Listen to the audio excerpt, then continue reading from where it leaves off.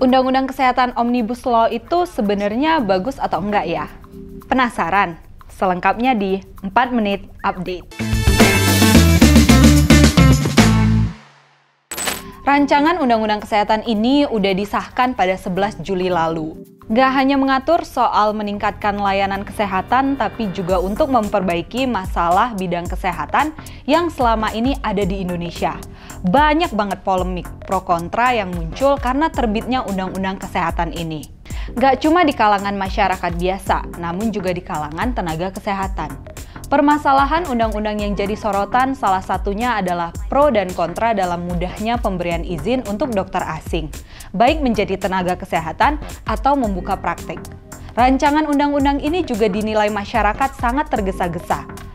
Selain itu, yang gak kalah jadi perbincangan adalah alokasi anggaran kesehatan yang telah disepakati untuk naik dari 5% menjadi 10%.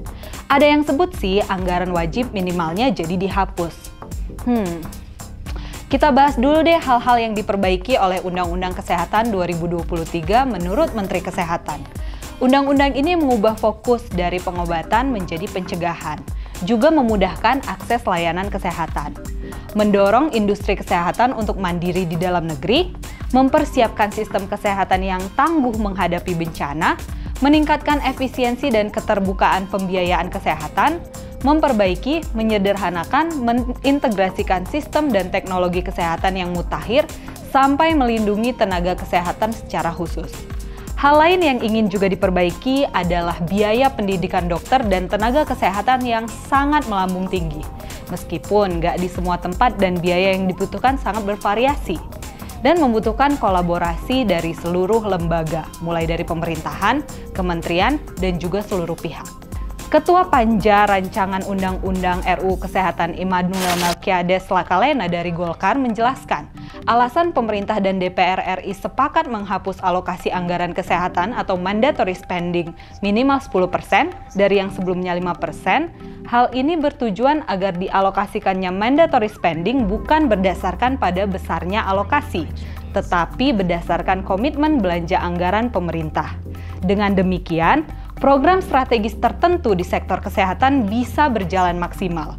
Sebagai gantinya, Kementerian Kesehatan mengusulkan mekanisme rencana induk kesehatan nasional dengan mengintegrasikan antara pemerintah daerah, pusat, dan badan atau lembaga lain sebagai metode baru menggantikan program mandatory spending. Immanuel Melquiades Lakalena juga menyebutkan pada prinsipnya semua program yang berkaitan dengan program strategis nasional yang berkait di bidang kesehatan itu harus disiapkan anggarannya. Dan itu sudah menjadi komitmen bersama untuk memastikan program kesehatan bisa berjalan dan berdampak langsung pada masyarakat. Namun, di balik kontra tertentu banyak yang mendukung pengesahan Undang-Undang Kesehatan ini. Seperti cuitan dari salah satu dokter, yaitu Dr. Koko, yang udah nggak sabar terwujudnya banyak hal hasil dari Undang-Undang Kesehatan. Gimana nggak nungguin? Menurutnya, kemudahan izin industri kesehatan akan mempermudah juga bagi para dokter dan tenaga kesehatan untuk mendapatkan pekerjaan.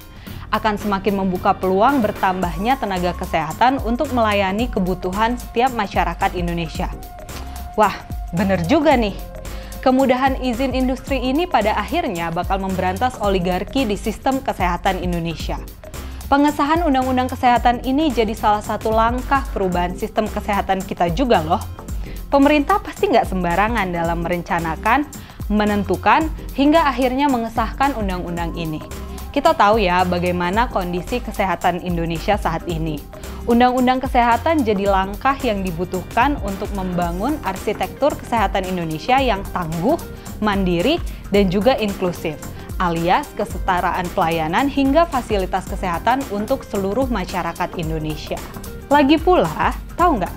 11 undang-undang soal bidang kesehatan udah cukup lama berlaku dan perlu disesuaikan dengan dinamika perubahan zaman.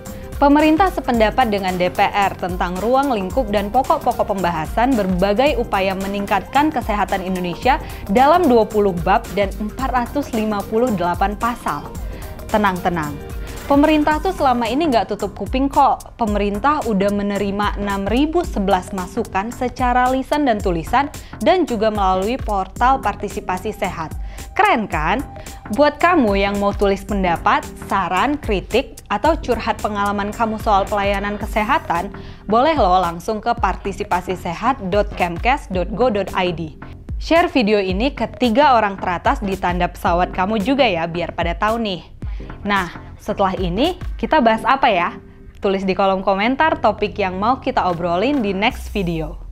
Jangan lupa subscribe, like, dan komen. Golkar nomor 4.